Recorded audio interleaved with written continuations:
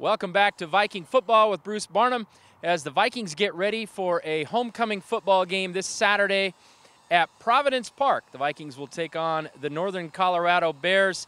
That is a 2 p.m. game this Saturday. But, Coach, we have a lot of fun stuff to talk about this week. Probably the biggest win in 3 years for this Viking program, an exciting one at that, with a 22-20 victory at Montana. It was. Anytime. It's my first time as a coach to go into that stadium, into that venue of college football Saturday and win. That was a lot of fun. I was proud of everybody. You know, obviously the defense. You saw Cody all the way down to even that last play. You had Bistry trip that guy up on the squib. I was still holding on to my hat going, oh! But fun weekend. Let them enjoy it, and now we got another opponent coming to town. So, yes, the first time the Vikings have won a Big Sky game in Missoula, and the first time they've won there in 30 years. Last time was the 1988 team, and they're going to be honored at homecoming this weekend. That's another big part of this weekend's festivities. Hall of Fame induction, and the 87 and 88 football teams will be inducted among many others. Coach, talk a little bit about what your team accomplished.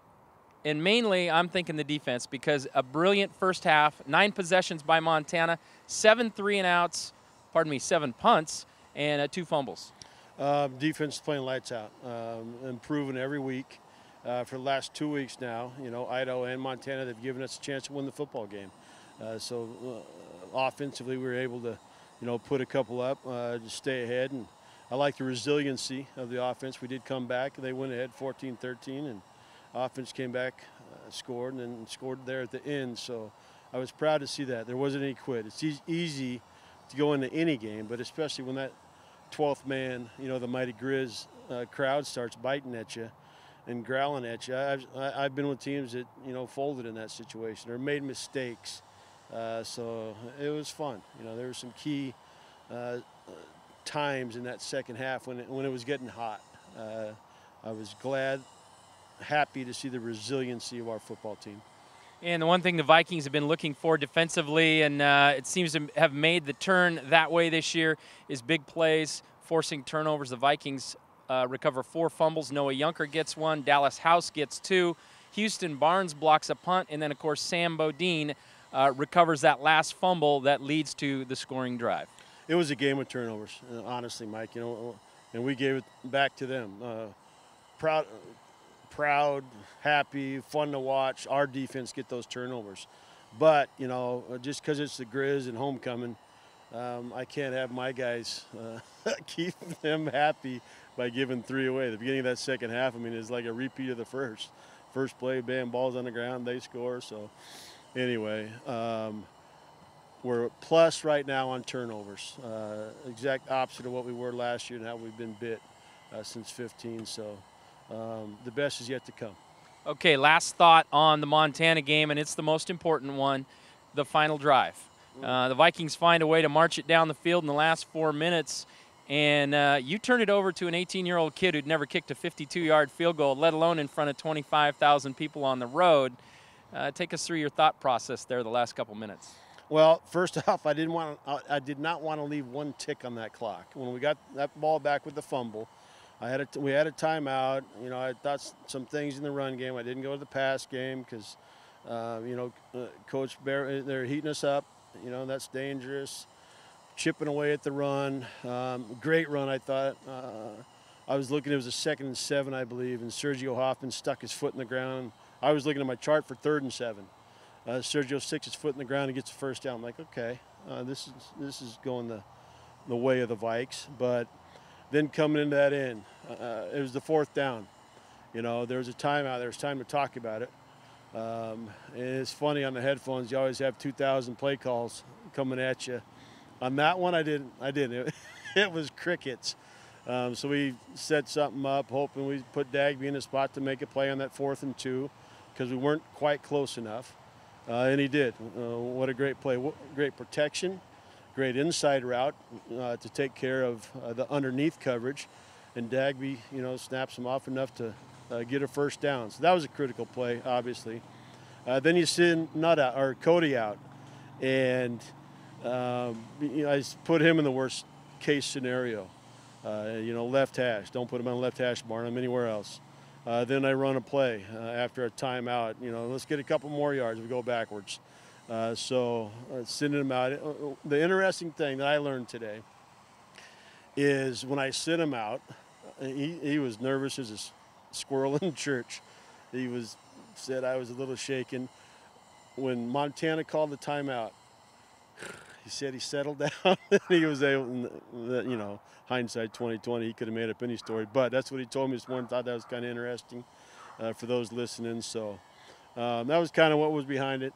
Good to see them execute and finish in that situation. All right, so the Vikings get the big win, and now they moved on to the homecoming game. Portland State playing Northern Colorado this week, and a team's a little deceiving. The record is not impressive, but then you look at who they've played. 4 nationally ranked teams. What do we see when we look at film and we evaluate Northern Colorado? Good. Coach Collins always has his team ready to go. They've come up short right now, but it's not because they're not doing things right. They're scoring, they're stopping people. They're probably the fastest front on defense we've seen. Maybe not the biggest and strongest, but their quickness and their ability to pass rush, impressed with. They have linebackers who get after 44. They're inside guy. I mean, they play downhill. They're a physical football team. They have a receiver on the other side, 81. I'm not sure the name right now, Mike, but he's lighting it up. Coach Collins had some issues at quarterback, so he's finding the right fit there. And the end of last week, Davis, they found a guy. I mean, they caught up umpteen points in the fourth quarter. So they're a good football team. The parity in this league, Coach Collins would agree with me. Not winning a football game or not is a game of inches. They've just come up short so far this season, but they'll be ready for a fight.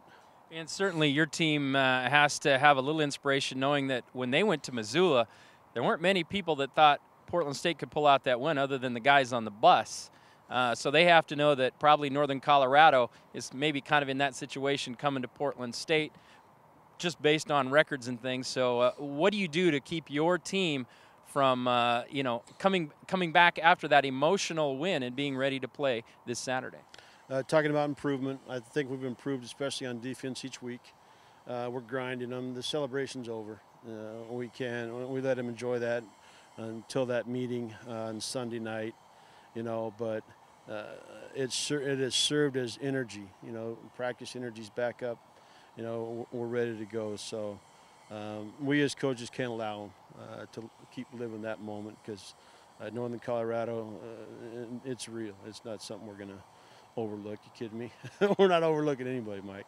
But good practice this morning. I like the playing again. So we'll see how it ends up this Saturday. Okay, and we'll ask one final question, the one I ask every week. And I know turnovers is going to be one of the words you say. What are the keys? What's important for the Vikings to get a win this week? Turnovers are critical on both sides. I'm sure Coach is preaching the same thing. But we have to stay positive in that category. I like what we're doing when we win on third downs. We have to keep that production up, be smart, have shorter third downs and longer third downs. That's the easy part there. But those two things and come and just play our game. We have to play fast. We have to be ready for Northern Colorado. They're a good football team. All right, the Vikings. This Saturday, homecoming at Providence Park. Portland State hosts Northern Colorado, 2 p.m. game. You can hear it on Rip City Radio, 6:20 a.m. in the Portland area. And, of course, you can see it on Pluto TV, channel 232. For more information on Vikings football, go to govikes.com.